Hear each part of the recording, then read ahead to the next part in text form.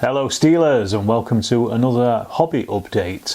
I've actually turned away from the Napoleonic stuff that I was doing previously last week, back to the Second World War. This is simply because Mr. Chris Clark sent me through some 3D printed bits and pieces. He'd noticed that I'd put a post saying that I didn't have any brum bars, so he actually sent some of those, but he also sent a whole load of other stuff as well, which I'll talk about in a second.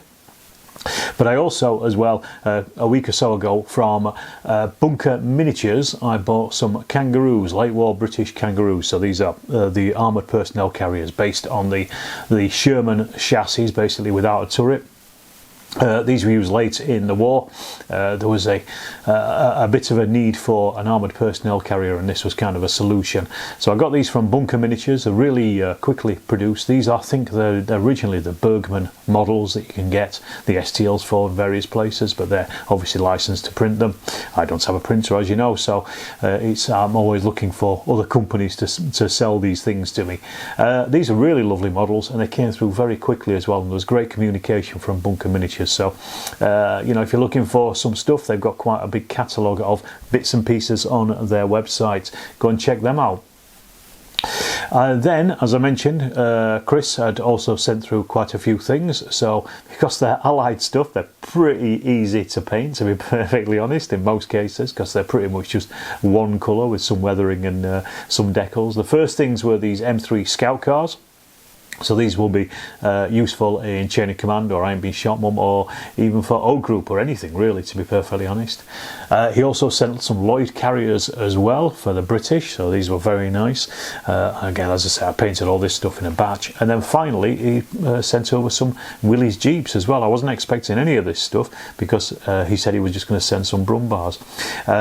In the post, already mentioned it, he did send those brum bars and also a couple of vehicles, a couple of trucks as well for the Germans, which I'm currently in the process of painting, because obviously they take a little bit longer because they're 3-tone camo. I was trying out those AK interactive acrylic pens that they'd sent me, but I think the paint is just not thick enough to go over what I've base coated them, so I've actually ordered some Dunkelgelb from Vallejo, and I'm just waiting for that to come through. So they'll probably get finished over next week, and that's they're going to be pretty easy to paint. I'm looking forward to it as well. They should be good fun.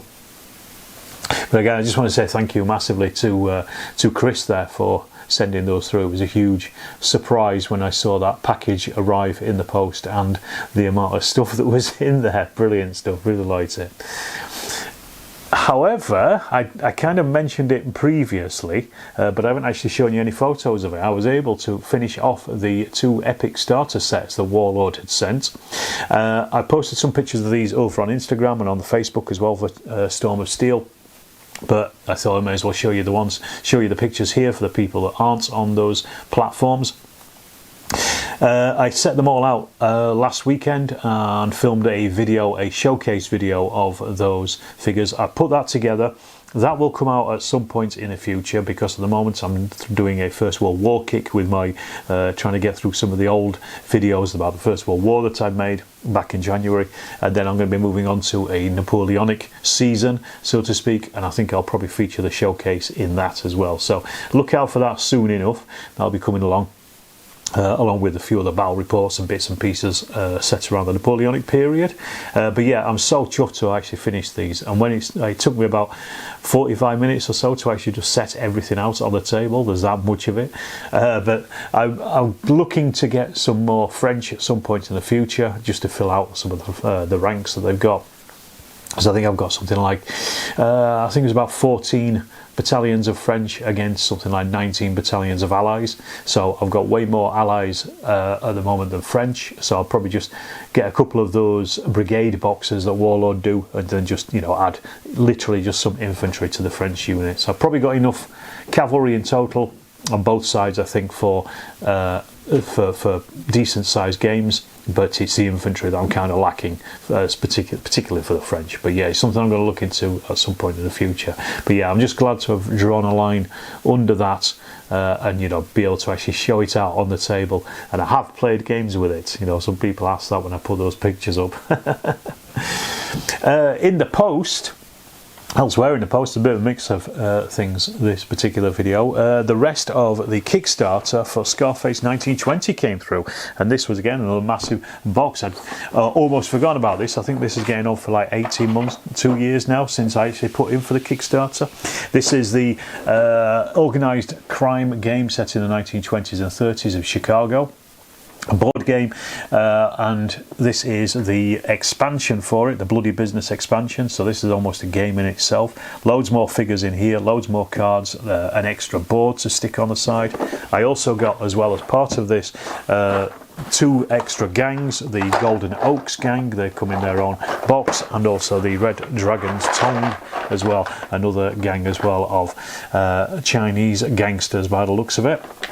So huge amount of stuff that came through in the post just last week. It was actually just after I'd finished recording last week's update that this lot arrived, so it was great to see that. Brilliant stuff. That inspired me and pushed me, because I've had the game for such a long time and I've not really had a chance to play it. I've actually set up the base game loads of times, but just never really actually played through a game, because I just haven't really had an opponent, and I've been trying to work out how to play it. It's not particularly difficult, but it's just one of those things where you have to kind of sit down and just work your way through it, and I just haven't found time in the last year or so. But I said to Dean, let's play it down at the club, so I took it down, just the base game, just to give him an introduction, and also me an introduction as well. And actually it is a fantastic game. After all this time of waiting to play it, it is really, really good. What was interesting was we didn't actually come into that much conflict in it.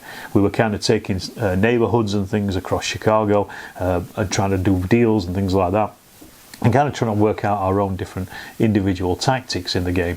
But it really worked really well, really good fun. And we set up, I got down there about 6:30. We'd set up by about 7, having chatted to people and things, and we were probably playing it by 7. We'd finished definitely by about 9:05. So it was a 2-hour game, brand new to us, and going through the rules, explaining to Dean the rules as well. So once we'd got it and got it in our heads, I mean, thinking back, there was a few things that I got wrong here and there. That's always the way whenever you play a new game anyway, so no worries about that. But overall, really, really fantastic. I mean, if you're looking for something that's slightly different, that's gangster themed, which is a theme that I've always liked ever since I was a nipper, then it's well worth looking out for. I don't know how much it costs off the shelf. It was expensive as a Kickstarter, and it took a long time to come through, but it was well worth the wait. Absolutely, really enjoyed it. So Dean, if you're watching, thanks for watching that. Thanks for playing that, should I say. It was really really good, enjoyable game, and I'm looking to play it again at some point in the future with Dean, and also probably with Clive as well, because he's expressed an interest. Right, that's it for this week. It's been a short week. There's been quite a lot of domestic stuff going on, so it's been quite busy. So I've not really had much chance to sit down and paint a huge amount of things. As I say, I'm going to turn my attention back to the Second World War, and then back to the Prussians as well after that, I think, for a little while. But I will see you after that in the next Storm of Steel video.